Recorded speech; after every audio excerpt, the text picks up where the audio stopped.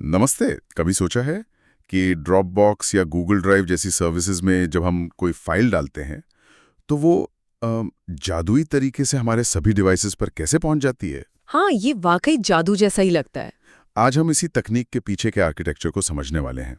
हमारे पास जो जानकारी है वो एक वीडियो ट्यूटोरियल पर आधारित है जिसका टाइटल है distributed file storage design, Dropbox Google drive architecture. बिल्कुल। तो आज का हमारा मिशन है इस जटिल इंजीनियरिंग को आसान भाषा में समझना।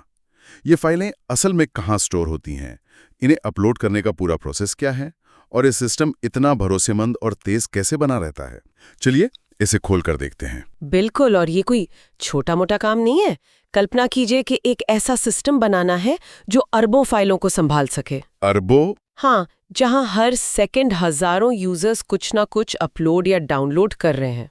इसकी शुरुआत ही बड़े पैमाने पर स्केलेबिलिटी मतलब विस्तार की क्षमता और फॉल्ट टॉलरेंस यानी गलतियों को झेलने की क्षमता को ध्यान में रखकर की जाती है। तो ठीक है, सबसे पहले सबसे बुनियादी सवाल से शुरू करते हैं। जब मैं कोई फाइल अपलोड करता हूं तो वो असल में जाती कहां है?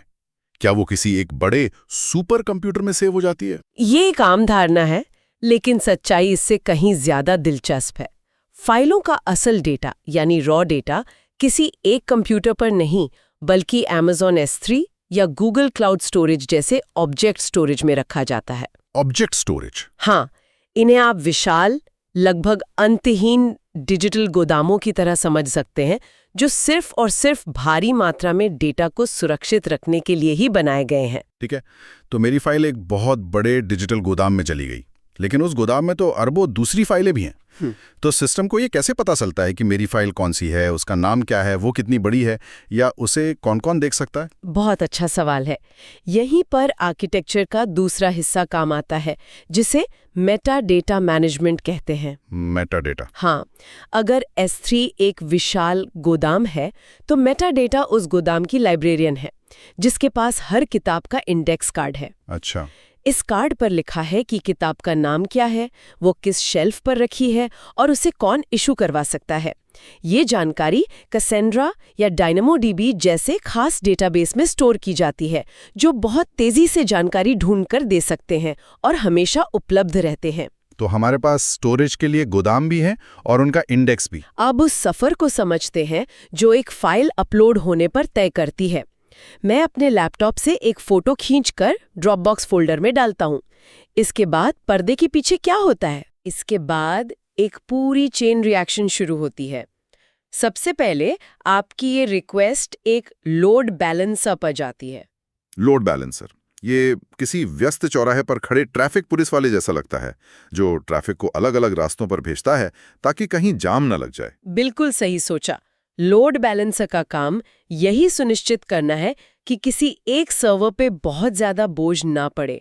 वो आने वाली हजारों रिक्वेस्ट्स को कई राइट सर्वर्स पर बराबर बांट देता है। और मैं अंदाजा लगा सकता हूं कि ये राइट सर्वर्स इस प्रक्रिया के असली सिपाही हैं।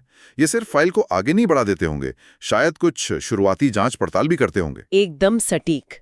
ये डेटा को प्री प्रोसेस करते हैं, उसका साइज चेक करना, उसे सही फॉर्मेट में लाना और फिर उसे एक बहुत ही महत्वपूर्ण हिस्से में भेजते हैं। कहाँ?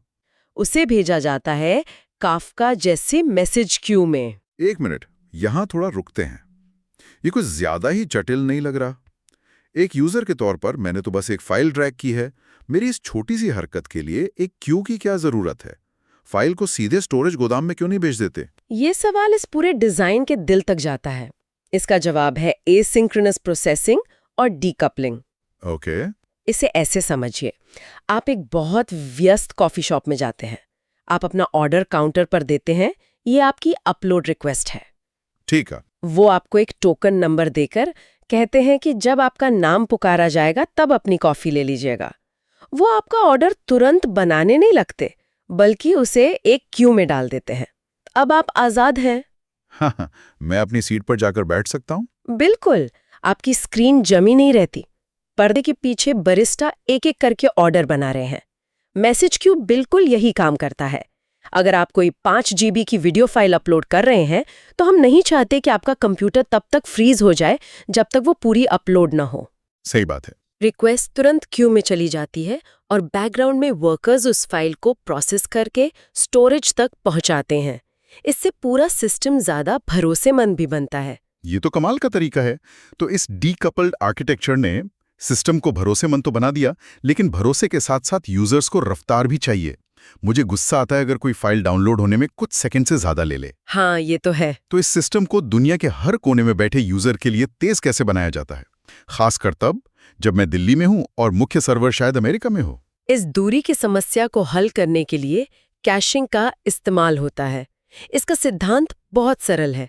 जो चीजें बार बार इस्तेमाल होती हैं, उन्हें पास में रखो। पास में रखो। हाँ, इसे एक लाइब्रेरी सिस्टम की तरह सोचिए। मुख्य लाइब्रेरी, जो हमारा S3 स्टोरेज है, वो बहुत दूर हो सकती है, लेकिन हर शहर में उसकी लोकल ब्रांच होती है। ये हुआ CDN यानी कंटेंट डिलीवरी नेटवर्क। बिल्कुल, वो CDN है। और शायद एक बुक मोबाइल भी है जो सीधे आपकी गली में आती है। ये रेडिस जैसी इन मेमोरी कैश है। हाँ, मतलब ये कई लेयर्स में काम करता है। हाँ, बिल्कुल। सबसे बाहरी लेयर है क्लाउडफ्लेयर जैसा CDN, जो आपकी लोकप्रिय फाइलों की कॉपियां दुनिया भर के डेटा सेंटर्स में रख देता है। तो जब आप उस फाइल को डाउनलोड करते हैं, तो वो आपको अमेरिका के मुख्य सर्वर से नहीं, बल्कि आपके देश में मौजूद लोकल ब्रांड से मिलती है, जिससे लेटेंसी कम हो जाती है। हाँ, यात्रा का समय बहुत कम हो जाता है। और जो डेटा बहुत ही ज्यादा तेजी से चाहिए होता है, उसके लिए रेडिस जैसी इन मेमोरी कैशिंग होती है, जो उस बुक मोबाइल की तरह है, जो आपकी गली में ही खड़ी है। ठीक है, तो सिस्टम तेज भी है और भरोसेमंद भी। पर जब कुछ बहुत बुरा होता है तब क्या? मान लीजिए कोई सर्वर डाउन हो गया या अचानक किसी वजह से बहुत ज्यादा ट्रैफिक आ गया, सिस्टम खुद को बचाता कैसे है? अगर हम इसे बड़ी तस्वीर से जोड़कर देखें, तो यहीं पर एनवॉय प्रॉक्सी जैसी टेक्नोलॉजी काम आती है। प्रॉक्सी? हाँ, इसे आप पूरे सिस्टम का मेन गेटकीपर या सिक्योरिटी हेड समझ सकते हैं। हर रिक्वेस्ट को अंदर आने से पहले इससे होकर गुजरना पड़ता है। ये सिक्योरिटी भी संभालता है, जैसे कि ऑथेंटिकेशन और ऑथराइजेशन, मतलब ये तय करना कि कौन किस फाइल को एक्सेस कर सकता है और कौन नहीं। अच्छा। लेकिन एनवॉय में कुछ बहुत ही एडवांस सुरक्षा फीचर भी होते हैं। एक है रेट लिमिटिंग, जो किसी एक यूजर को बहुत ज्यादा रिक्वेस्ट भेजकर सिस्टम पर बोझ डालने से रोकता है। और दूसरा? जो बहुत जरूरी है, वो है सर्किट ब्रेकर। ये बिल्कुल हमारे घर के फ्यूज या MCB की तरह काम करता है। घर के फ्यूज की तरह? कैसे? अगर सिस्टम का कोई एक हिस्सा, मान लीजिए एक स्टोरेज क्लस्टर, काम करना बंद कर दे, तो सर्किट ब्रेकर तुरंत उस हिस्से का कनेक्शन काट देता है, ताकि वो समस्या पूरे सिस्टम में ना फैले। ये मुझे कुछ साल पहले हुई एक बड़ी घटना की याद दिलाता है, जब एक क्लाउड सर्विस के एक छोटे से हिस्से में आई खराबी की वजह से दुनिया की दर्जनों बड़ी वेबसाइट्स घंटों तक बंद हो गई थी। आपने बिल्कुल सही पकड़ा। ऐसा लगता है कि सर्किट ब्रेकर बिल्कुल वही चीज है जिसकी वहां जरूरत थी, समस्या को फैलने से पहले ही उसे अलग थलग कर देना। बिल्कुल, ये कैस्केडिंग फेलियर यानी एक गलती से पूरे सिस्टम के फेल होने के खतरे को रोकता है, और जब वो हिस्सा ठीक हो जाता है तो सर्किट ब्रेकर कनेक्शन फिर से जोड़ देता है। इतने सारे अलग अलग हिस्से हैं जो दुनिया भर में फैले हो सकते हैं। Load balancer, right server, message queue, storage, cash. किसी इंजीनियर को रात में नींद कैसे आती होगी? हाँ, ये एक चुनौती है। उन्हें ये कैसे पता चलता है कि सिस्टम का कौन सा छोटा सा पुर्जा जो शायद किसी दूसरे देश के सर्वर रैक में लगा है, ठीक से काम नहीं कर रहा? आप पता लगा ही नहीं सकते। ये एक स्टेडियम में बैठे हजारों लोगों में से किसी एक व्यक्ति की धड़कन सुनने की कोशिश करने जैसा है। यहीं पर मॉनिटरिंग और ऑब्जर्वेबिलिटी की भूमिका अहम हो जाती है। मॉनिटरिंग? हाँ, प्रोमीथियस जैसे टूल हजारों छोटे छोटे स्टेथोस्कोप की तरह काम करते हैं, जो लगातार सिस्टम के हर हिस्से से डेटा इकट्ठा करते रहते हैं। रिक्वेस्ट में कितना समय लग रहा है, कितनी गलतियां आ रही हैं, स्टोरेज कितना भर गया है, वगैरह। और इन आंकड़ों के ढेर का क्या किया जाता है? इन आंकड़ों के शोर को ग्राफेनाजा जैसे डैशबोर्ड एक साफ ECG रिपोर्ट में बदल देते हैं, जिससे सिस्टम की सेहत एक नज़र में पता चल जाती है। अच्छा। ये सिर्फ निगरानी नहीं है, ये एक अदृश्य जटिल सिस्टम को देखने और समझने लायक बनाने का तरीका है। और अगर कोई गंभीर समस्या होती है, जैसे लेटेंसी बहुत बढ़ जाए, तो अलर्ट मैनेजर तुरंत टीम को सूचित कर देता है। तो हम सिस्टम की सेहत पर नजर रख रहे हैं, पर तब क्या होता है जब सिस्टम खुद ही अपनी सीमाओं से बाहर निकलने लगता है, जब उसे लाखों फाइलों से अरबों फाइलों तक पहुंचना हो? स्टोरेज की जगह तो कभी ना कभी कम पड़ेगी ही। इस विस्तार या स्केलिंग के लिए दो मुख्य रणनीतियां हैं। पहली है शार्डिंग। शार्डिंग। हाँ, इसका मतलब है डेटा को छोटे छोटे मैनेजेबल हिस्सों या शार्ड्स में बांटकर कई सर्वरों पर फैला देना। लेकिन ये बंटवारा कैसे होता है? क्या कोई बैठकर तय करता है कि कौन सी फाइल किस सर्वर पर जाएगी? नहीं, उसके लिए एक बहुत ही स्मार्ट तकनीक है जिसे कंसिस्टेंट हैशिंग कहते हैं।